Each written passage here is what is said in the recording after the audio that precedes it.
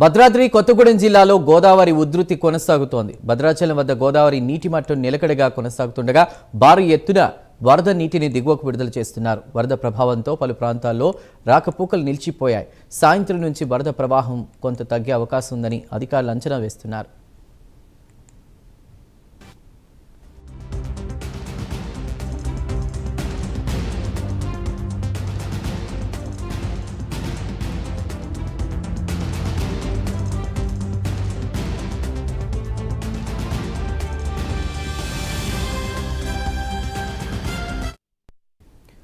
భద్రాచలం వద్ద వరద ఉధృతికి సంబంధించి పూర్తి సమాచారాన్ని మా ప్రతినిధి రజనీకాంత్ అందిస్తారు. రజనీకాంత్,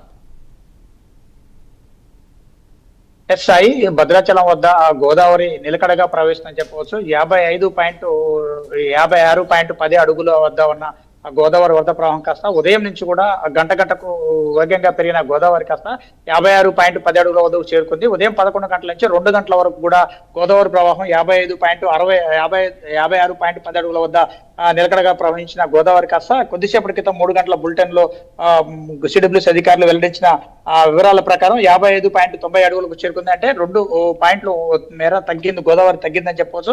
పైన పేరూరు వద్ద అంటే పేరూరు, వాజేడు, సింతూరు, పేరూరు వద్ద కొంత వాటర్ రిసీడ్ కావడంతో మొత్తానికి కొంత ప్రవాహం తగ్గిందని చెప్పవచ్చు.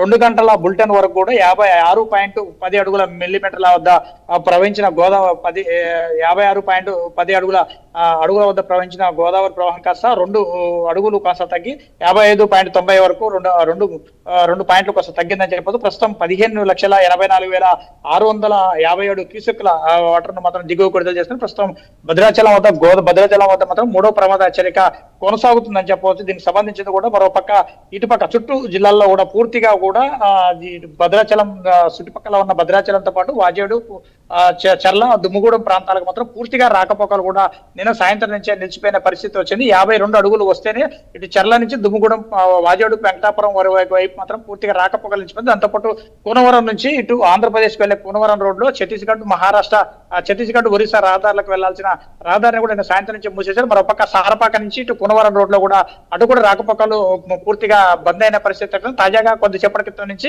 అంటే ఒక 5-10 నిమిషాల క్రితం నుంచే 2 పాయింట్లు అంటే 55.90 అడుగుల వద్ద మాత్రానికి గోదావరి ప్రవాహం కొనసాగుతుంది. దాదాపు సుమారు 4 గంటల పాటు మాత్రం నిలకడగా కొనసాగిన గోదావరి వరద ప్రవాహం కాస్త కొంత శాంతిస్తుందని చెప్పవచ్చు. ఒక పక్క సిడబ్ల్యూఎస్ అధికారులు కూడా అంచనా వేస్తారు. సాయంత్రానికి కొంత మేర 1-2 అడుగుల మేర వరద ప్రవాహం తగ్గుముఖం పట్టే అవకాశాలు ఉంటున్నాడు. భద్రాచలం కరకట్ట వద్ద ఉన్నాం ప్రస్తుతం చూడొచ్చు. విజువల్స్ లో స్నానఘట్టాలు కావచ్చు, కళ్యాణ కట్ట కూడా పూర్తిగా నీట మునిగిన పరిస్థితి ఉంది.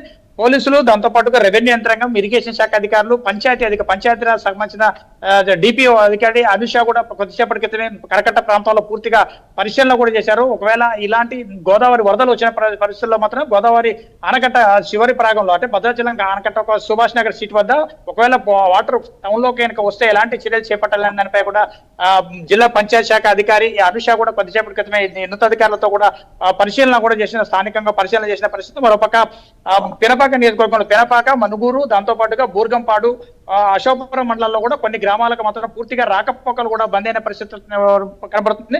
ఎగువన కురిసిన భారీ వర్షాల కారణంగానే ఈ వరద ప్రవాహం కొనసాగుతుందని చెప్పవచ్చు. దాదాపు మహారాష్ట్ర, ఛత్తీస్గఢ్ రాష్ట్రాల్లో మాత్రం గడిచిన 4-5 రోజులుగా ఎడతెరిపి లేకుండా కురిసిన వర్షాలకే ఈ భద్రాచలం వద్ద గోదావరి పోటెత్తిందని చెప్పవచ్చు. దాదాపు ఎల్నినో ప్రభావం కారణంగా ప్రతి సంవత్సరం కూడా జూలై మాసంలో మాత్రం గోదావరికి 1వ ప్రమాద హెచ్చరిక, 2వ ప్రమాద హెచ్చరిక, అవసరమైతే 3వ ప్రమాద హెచ్చరిక కూడా వద్ద వరకు కూడా గోదావరి ప్రవాహం కొనసాగే అవకాశం ఉన్న నేపథ్యంలో ఈసారి మాత్రానికి మొదటిసారి తెలంగాణలో ఎల్నినో ప్రభావం కారణంగా ఎట్టి పరిస్థితుల్లో ఒకటి వరంగల్ జిల్లా కావచ్చు, ఖమ్మం జిల్లాలో, ఉమ్మడి కరీంనగర్ జిల్లాలో కూడా వరద ప్రవాహం వర్షాలు లేకపోవడంతో మాత్రానికి ఒకసారి ఎగువన కురిసిన భారీ వర్షాల కారణంగానే భద్రాచలం వద్ద గోదావరి పోటెత్తిందని చెప్పవచ్చు. ప్రస్తుతం 55.90 అడుగులకు కొంతమేర తగ్గింది.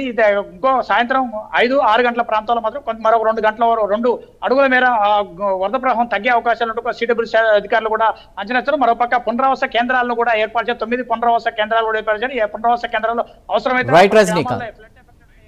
Thank you Rajinikanth.